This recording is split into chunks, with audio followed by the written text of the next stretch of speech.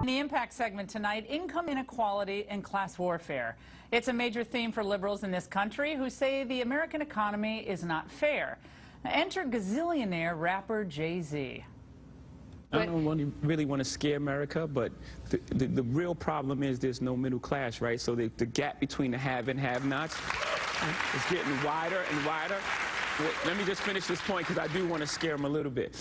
It's going to be a problem that no amount of police can solve because, you know, once you have that sort of oppression, you know, and that gap is widening, you know, it's inevitable that something's going to happen.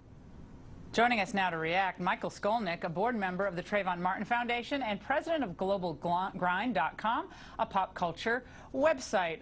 Michael, great to see you. Good to see you too. Some tough words from Jay-Z there. I mean, he's obviously an incredibly successful entrepreneur. He's worth almost $500 million, and he's involved in all sorts of business interests, and all of them, as far as I can tell, quite successful. And he says that, he makes that point about, well, basically, watch out. You're not going to be able to control the streets if this keeps going. Is that a responsible thing to say? Well, I think what Jay meant, I think a lot of folks in this country, a lot of patriotic Americans in this country, from Tea Party members to the folks who occupy Wall Street, a lot of folks, I think, would agree with Jay-Z when he says there's a widening gap of income inequality, and the haves and the have-nots are getting farther and farther apart. I don't think this is a controversial statement that Jay-Z made. I think Jay-Z talking about that the streets might, you know, erupt, I think is a figure of speech. I mean, certainly the Tea Party folks, you know, and rightfully so, were protesting an idea that, you know, that the middle class was disappearing and that folks were no longer part of the American dream. Right, but they're not threatening implicitly or explicitly that things from their perspective are going to get violent. You know, they go to rallies, they have Laura, Uncle Sam hats Laura, on. You know, Laura, come on, you're not going to say Jay-Z is advocating for violence. This is a man his entire career. I didn't say he advocated it. I said he referenced it, which he has a lot of power and a lot of authority, I think, in the black community, for better or for worse. Some people don't like his lyrics, and we'll talk about that. That's right, very successful. So for him to say that, I think it's interesting, given the fact that Barack Obama has been president over the last 5 years. I was looking back over something that you wrote, Michael, back in September. You put out, I guess, a column, and you said, you know, Obama is the best candidate for our generation, will not waver in our support of Barack Obama. You wrote that on the Global Grind. Yeah. And Jay-Z, huge supporter of Obama's. Yet over the last 5 years, black wealth and Hispanic wealth have eroded at a record pace. Unemployment has skyrocketed. Black youth, blacks in general, lagging way behind whites under Obama's watch. So if Jay-Z is going to be talking about this, why is he supporting Barack Obama's policies? Come on, that's incredibly unfair. Black unemployment was skyrocketing under George Bush as well, and black wealth has declined for the past 50 years. So this is not Barack Obama's fault that the haves and the have-nots are separated. Michael, this is hope and change. You can't blame Bush 5 years into a presidency. No one's blaming Bush. We've had economic growth for 4.5 years. We've had job growth in this country for 4.5 years. For the first time, we're seeing black unemployment actually go down last month for the first time in years. We have had 93% of the jobs created in the last year, Michael, part-time jobs.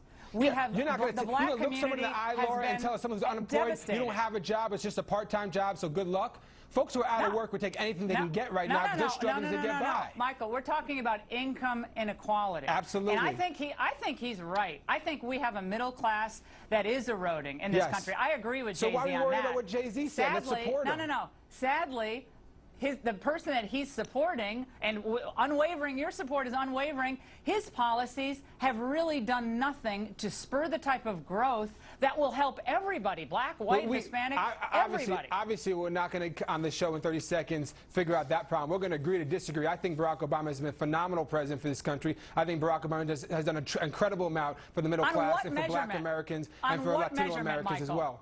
Honestly, I mean, you seem like a really nice guy. I mean, I don't want to jump on you here, but I'm honestly wanting to know, on what measure is Barack Obama a, quote, great president for America, especially black Americans? On just what metric? Well, let's talk about the Affordable Care Act. The Affordable Care Act is bringing 1 million young people who are into the health care system. Okay, wildly unpopular, but go ahead. Wildly unpopular amongst your viewers, but not wildly unpopular amongst my friends and amongst my generation. My generation is thrilled built for the Affordable Care Act. My generation is finally getting someone who's going to look after them and making sure they're not left to the streets. No. So, okay. What else other than that?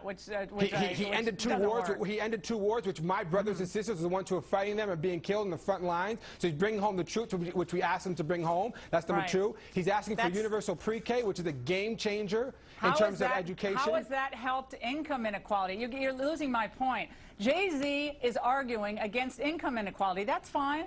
Barack Obama's policies haven't bridged that gap. Absolutely, I completely disagree. The hope are slogans. There are a lot of slogans, but no real hope. Barack Obama extended the middle-class tax cut and did not extend the tax cut for the wealthy. That helps economic inequality in this country. He's creating jobs. Didn't help at all. I'm sorry? Didn't help at all. It didn't help at all. I mean, that's just verifiably untrue.